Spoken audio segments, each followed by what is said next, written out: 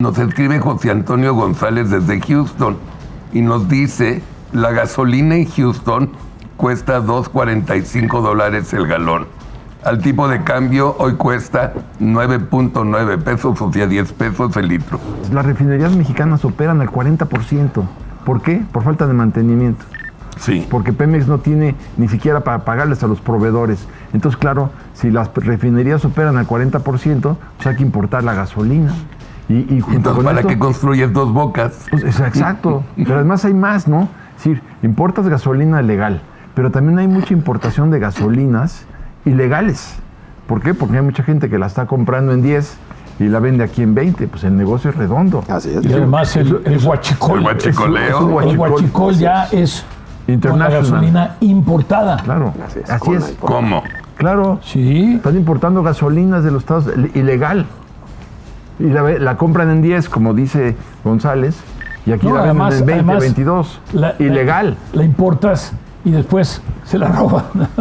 En Pensilvania, en Central Pensilvania, Andrés Silva, hola, cuesta $3.35 el galón. Fueron 20 mil millones de dólares. No le discutas a los expertos en economía. No, 20 mil millones de dólares. Peor tantito. Mínimo Claro. 400 mil millones de pesos. Yo me quedé con Subvencionaron 400 mil millones de pesos y aún así, de subsidio que se fueron 65% a los más ricos, a los que tienen más. Y los que tienen coches, Pero si tú dijeras que los 400 mil Que millones... coincide. que coincide. A ver, Subvencionó a si los tú más dijeras ricos. que los 400 mil millones de pesos fueron útiles para que la gasolina costara 10 pesos, pues a lo mejor entendería yo algo de la logística, pero con 400 mil millones de pesos de subsidio y que la gasolina cueste 66% más que en Estados Unidos, no tiene sentido.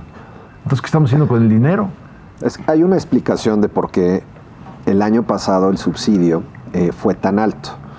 Los precios de la gasolina en Estados Unidos empezaron a subir de manera muy importante, porque en Estados Unidos, a diferencia de México... Y muy rápida. Y muy rápido. A diferencia de México, en Estados Unidos los precios de la gasolina se mueven, ahí sí, libremente. Oferta y demanda. Oferta y demanda. Y si de pronto cambian las condiciones y suben los precios del petróleo y sube el precio de la producción... Como pasó en el año 22 en virtud de la invasión. Exactamente. Febrero Exacto. del año 22 Exacto. vino la invasión de Rusia A Ucrania. A a Ucrania y entonces Se subieron disparó. todos los precios de los combustibles. Así es. Y eso inmediatamente empezó a subir el precio de la gasolina en Estados Unidos. Y entonces, Francisco, lo que ocurrió es que Congélala, en México, Dalia.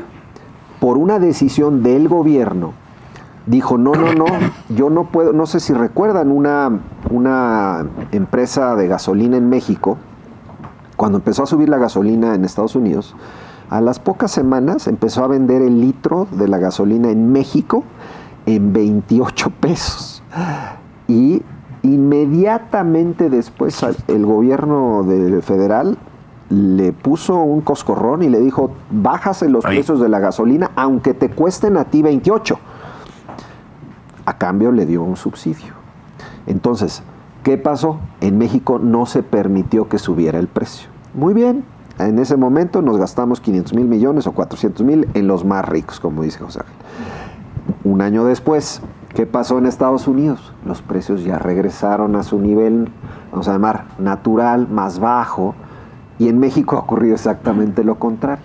Como el gobierno se gastó tanto en subsidiar la gasolina el año pasado, este año no se puede dar el lujo, porque ya no tiene plata, no tiene dinero, no se puede dar el lujo de volver a subsidiar. Y entonces, ¿qué ha hecho? Ha dejado que el precio de la gasolina suba para recaudar más. Claro. Y este año, Claro. y este que acaba de terminar, 2023, logró un aumento de la recaudación a través del impuesto a la gasolina muy importante, que es lo que salvó los números de las finanzas públicas. Porque es un impuesto prácticamente que no es opcional, es prácticamente obligatorio. Obligatorio. La Miren. gente tiene que usar el vehículo y tiene que usar Nos el escribe, camión. nos escribe José Antonio González desde Houston y nos dice, la gasolina en Houston cuesta $2.45 el galón. Al tipo de cambio hoy cuesta 9.9 pesos, o sea, 10 pesos el litro. Gracias. Imagínate. Gracias, Ahora, Galita. tengo que decir algo. Quiere decir que ahí sí cumplieron la oferta de que esté a 10 pesos el litro. No nos dimos cuenta que les estaba hablando a los de Houston. Sí, estaba hablándoles a los americanos. Sí. Tengo que decir que más allá del criterio político de prometer algo que era imposible pagar, que era tener gasolinas a 10 pesos, debo decir que desde el punto de vista económico, qué bueno que no cumplió la promesa el presidente López Obrador de poner las gasolinas en 10 pesos. No hace sentido, porque favorece más a los ricos, porque el gobierno deja de recaudar, porque contaminamos más y la gasolina porque además es ecológicamente desastroso. Así es, tiene un efecto al medio ambiente negativo el hecho que la gasolina esté subsidiada. Qué bueno que no cumplió con su promesa, más allá de que pues le corresponde a las personas ponderar pues si se dejaron ir con esa promesa que no se iba a cumplir. En ese sentido, qué bueno. Ahora, el asunto para adelante es este diferencial que se ha abierto entre la gasolina de México y Estados Unidos va a volver a propiciar lo que ya hemos visto en otros momentos.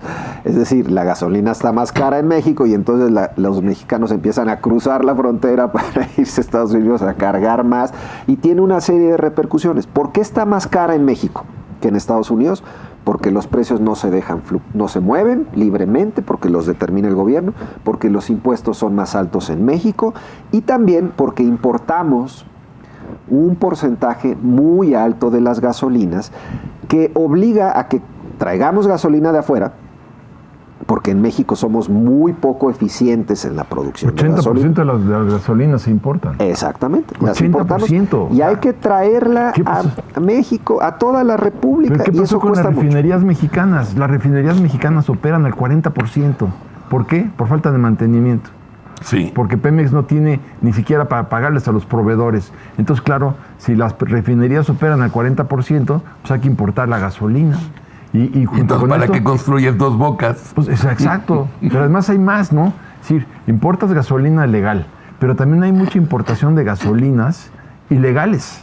¿Por qué? Porque hay mucha gente que la está comprando en 10 y la vende aquí en 20. Pues el negocio es redondo. Así es. Y además el huachicol. El huachicoleo. El huachicol ya es con la gasolina importada. Claro, así es. ¿Cómo? Claro. Sí. Están importando gasolinas de los estados ilegal.